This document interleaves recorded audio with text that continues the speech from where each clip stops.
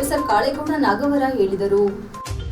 ಎಷ್ಟು ಒಂದು ಎಲ್ಲಿ ಭೂರಮೆ ದೇವ ಸನ್ನಿಧಿ ಬಯಸಿ ನಿಮ್ಮನೆ ಬಂದಳೋ ಅಂತ ಜಾಗ ಇದೆ. ನಾನು ಬರುವಾಗ ನಮ್ಮ ಸ್ನೇಹಿತರಿಗೆ ಹೇಳ್ತಾ ಇದ್ದೆ, ಅತ್ಯಂತ ಸುಂದರವಾದ.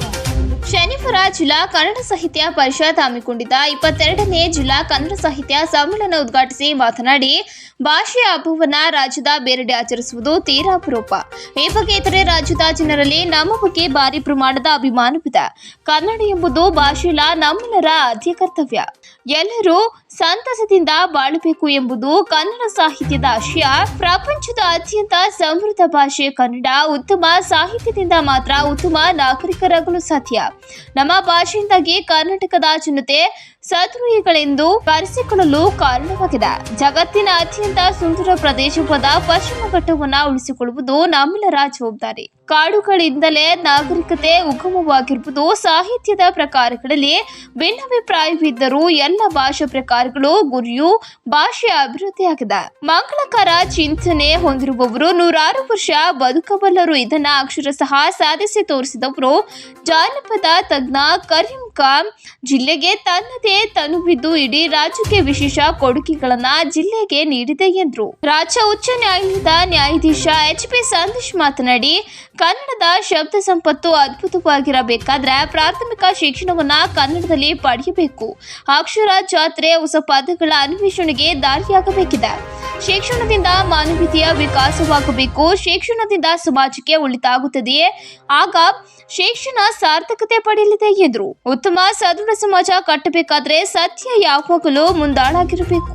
ಆಗ ಮಾತ್ರ ಸದೃಢ ಸಮಾಜ ನಿರ್ಮಾಣ ಸಾಧ್ಯ. ಕನ್ನಡ ನಾಡು ನುಡಿಯ ಶ್ರೀಮಂತಿಕೆಯನ್ನ ಮತ್ತಷ್ಟು ವಿಜೃಂಭಿಸುವ ಕೆಲಸವನ್ನ ನಾವೆಲ್ಲರೂ ಮಾಡಬೇಕಿದೆ. ಕನ್ನಡ ಭಾಷೆಯಲ್ಲಿ ಮಾತ್ರ ಒಂದು ಪದಕ್ಕೆ ಹಲವು ಅರ್ಥಗಳಿರುವುದು. ಇದು ಕನ್ನಡ ಭಾಷೆಯ ಹಿರಿಮೆ.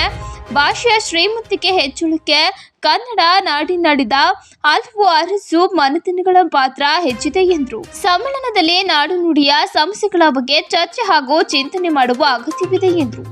ಮಾತೃಭಾಷೆಯಲ್ಲಿ ಮಾತ್ರ ಹೆಚ್ಚಿನದು ಸಾಧಿಸಬಹುದಾಗಿದೆ. ಕನ್ನಡ ಆಡಳಿತ ಭಾಷೆ ಎಂದು 1963ರಲ್ಲಿ ಸರ್ಕಾರ ಘೋಷಿಸಿದ್ರು. ಇಂದಿಗೂ ಪೂರ್ಣವಾಗಿ ಜಾರಗೊಂಡಿಲ್ಲ. ನಮ್ಮ ನೆಲಜಲಗಳನ್ನ ಬಳಸಿಕೊಂಡು ಉದ್ಯಮಗಳನ್ನ ನಡೆಸುತ್ತಿರುವ ಅನ್ಯ ಭಾಷಿಗರು ಕನ್ನಡಿಗರಿಗೆ ಕೆಲಸ ನೀಡುತ್ತಿದ್ದಾರೆ ಎಂಬ ಬಗ್ಗೆ ಚರ್ಚೆ ನಡೆಯಬೇಕಿದೆ. ಇಂತಹ ಹತ್ತಾರು ಸಮಸ್ಯೆಗಳು ಕನ್ನಡ ಭಾಷೆಯ ಕುಂಠಿತಕ್ಕೆ ಕಾರಣವಾಗಿದೆ. ಕನ್ನಡ ಶಾಸ್ತ್ರೀಯ ಭಾಷೆ ಎಂದು ಘೋಷಿಸಿ ದಶಕಗಳೇ ಕಳೆಯುತ್ತಾ ಬಂದರೂ ತಮಿಳುನಾಡಿನಂತೆ ನಮ್ಮಲ್ಲಿ ಶಾಸ್ತ್ರೀಯ ಭಾಷೆಯ ಸಂಶೋಧನೆಗಾಗಿ ಯಾವುದೇ ಕ್ರಮವನ್ನ ಸರ್ಕಾರ ಮಾಡಿಲ್ಲ. ಕನ್ನಡ ಕಾವಲು ಸಮಿತಿ ಅಧ್ಯಕ್ಷ ಸ್ಥಾನ ತೆರವುಗೊಂಡ ಹಲವು ವರ್ಷ ಕಳೆದರೂ ಅಧ್ಯಕ್ಷರ ನೇಮಕವಾಗಿಲ್ಲ. ಕನ್ನಡಿಗರಿಗೆ ನಮ್ಮ ಇತಿಹಾಸದ ಗತ ವೈಭವವನ್ನ ಇಂದಿನ ಯುವ ಪೀಳಿಗೆಗೆ ಪರಿಚಯ ಮಾಡಿಕೊಟ್ರೆ ಮಾತ್ರ ಮುಂದಿನ ದಿನಗಳಲ್ಲಿ ಕನ್ನಡ ಉಳಿದು ಬೆಳೆಯಲಿದೆ. ಗ್ರಾಮೀಣ ಪ್ರದೇಶದಲ್ಲಿ ಕನ್ನಡಕ್ಕೆ ತೊಂದರೆ ಇಲ್ಲದಿದ್ರೂ ನಗರಗಳಲ್ಲಿ ಕನ್ನಡ ಬಳಸುವವರ ಸಂಖ್ಯೆ ಕ್ಷೀಣಿಸುತ್ತಿದೆ. ಕನ್ನಡ ಉದ್ಧಾರವಾಗಬೇಕಾದ್ರೆ ಕನ್ನಡಿಗರ ಉದ್ಧಾರವಾಗಬೇಕು. ಮನೆಯ ಹೊರ ಒಳಗೆ ಕನ್ನಡವನ್ನೇ ಮಾತನಾಡಿ. ಕನ್ನಡ ಮಾತನಾಡಲು ಕೀಳರಿಮೆ ಬೇಡ ಎಂದರು. 23 SKPP 322ನೇ ಜಿಲ್ಲಾ ಕನ್ನಡ ಸಾಹಿತ್ಯ ಸಮ್ಮೇಳನ ಉದ್ಘಾಟಿಸಿದ ಜಾನಪದ ತಜ್ಞ ಕಾಳೇಗೌಡ ನಾಗವರ. ಈ ವೇಳೆ ಜಿಲ್ಲಾಧ್ಯಕ್ಷ ಪ್ರೊಫೆಸರ್ ಮಲ್ಲೇಶ್ ಗೌಡ, ನ್ಯಾಯಾಧೀಶ HP ಸಂದೇಶ್ ಇತರರು ಹಾಜರಿದ್ದರು. ಹೋರಾಟದ ಸಾಗರಕ್ಕೆ ಸಾವಿರಾರು ನದಿಗಳೊಂದು ಗುಣುಗ್ತಾ ಇದ್ರು. ಹೋರಾಟದ ಸಾಗರಕ್ಕೆ ಅಂದ್ರೆ ಎಲ್ಲರೂ ಕೈ ಜೋಡಿಸ್ಬೇಕು. ಒಂದು ಆರೋಗ್ಯಕರ ಸಮಾಜವನ್ನ ಕಟ್ಟುವ ಇದು ದಿಸ್ ಇಸ್ ಇರ್ರಿಪೇರಬಲ್ ಸೊಸೈಟಿ ಅಂತ ಹೇಳ್ತೀವಿ ನಾವು. ಸರಿಪಡಿಸಲು ಸಾಧ್ಯವಿಲ್ಲದಷ್ಟು ಹಾಳಾದ ಈ ಸಮಾಜವನ್ನ ನಾವೇ ಇನ್ನೊಬ್ರು ತೋಳ ಕುರಿಮರಿ ನ್ಯಾಯ ತರ ಅವನ್ ತಪ್ಪು ಮಾಡಿದ ಇವನ್ ತಪ್ಪು ಮಾಡಿದ ಅನ್ನೋದಕ್ಕಿಂತ ನಾವು ಪ್ರತಿಯೊಬ್ಬರು ಕೂಡ ದುಡಿಬೇಕು.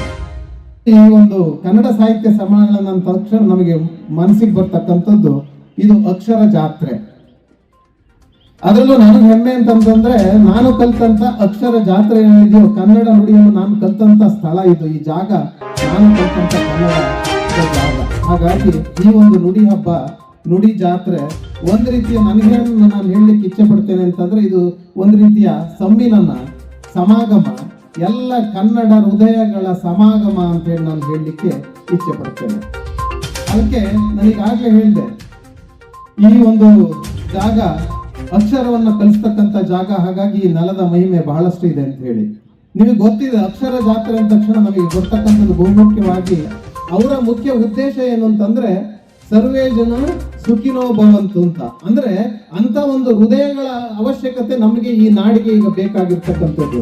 ಯಾವಾಗ ನಾವು ಯಾರು ಬಯಸ್ತೀವೋ, ಸರ್ವೇ ಜನ ಸುಖಿನೋ ಭವಂತು ಅಂತ ಹೇಳಿ ನಾವು ಬಯಸ್ತೀವೋ, ಆಗ ಮಾತ್ರ ಅಂತ ಮನಸ್ಸುಗಳು ಮುಂದೆ ಬರ್ತಕ್ಕಂಥದ್ದು. ಹಾಗಾಗಿ ನಾನು ಈ ವೇದಿಕೆಯಲ್ಲಿ ಅವರಿಗೆ ಗೌರವಪೂರ್ವಕವಾಗಿ ನನ್ನೂರಿನ ಜನರ ಪರವಾಗಿ ಅವರು ಮುಂದೆ ಬಂದು ECGಯನ್ನು ಕೊಡಿಸಲಿಕ್ಕೆ ಮುಂದೆ ಬಂದಿದ್ದಾರೆ. ಅವರು ಕೂಡ ಒಂದು ರೀತಿ ಈ ಸರ್ವೇ ಜನ ಸುಖಿನೋ ಭವಂತು ಅನ್ನೋ ಒಂದು ಮನಸ್ಸನ್ನು ಅವ್ರನ್ನಲ್ಲಿ ಇಟ್ಕೊಂಡು ಮಗ ಅವರು ಕೂಡ ಒಂದು ನ್ಯಾಯಾಂಗದ ವ್ಯವಸ್ಥೆಯಲ್ಲಿ ಉತ್ತಮವಾದಂಥ ಸಾಧನೆಯನ್ನು ಮಾಡಿ ನಮ್ಮ ಎದುರು ಕೂತಿದ್ದಾರೆ. ಇದೆಲ್ಲ ನಮ್ಮ ಸಮ್ಮೇಳನದ